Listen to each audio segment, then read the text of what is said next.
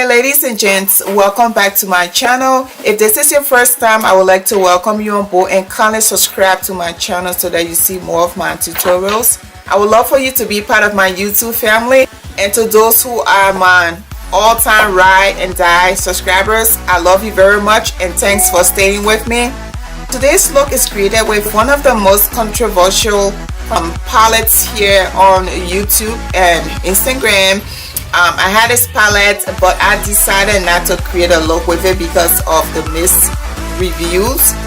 However, I bought the thing and I need to use it, so I went ahead and created this look for you. I heard so many negative reviews on this palette, and this is the Anastasia Beverly Hills Subculture palette, which is a sister palette to the Modern Renaissance palette that was released by Anastasia Beverly Hills, I believe sometime last year, and that palette did very well. Everybody loved it. Well, maybe not everybody, but most of the beauty bloggers and beauty influencers or beauty enthusiasts loved the palette so much, and everybody was raving about it. But Anastasia Beverly Hills came up with this subculture palette as a sister palette to the Modern Renaissance, and the formula is completely different from the Modern Renaissance palette.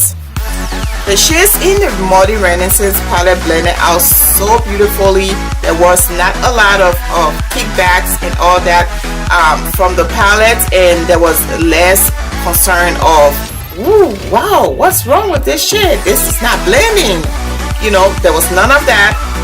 But when they came up with this palette, which of course the shades are gorgeous shades, but for some reason, I believe, because I'm hearing some mixed reviews, some people are saying that maybe the people that got the bad, that are complaining, got the bad bash on this release. But for me, you can see here, because I heard a lot of reviews, so I took my time when I was using this palette.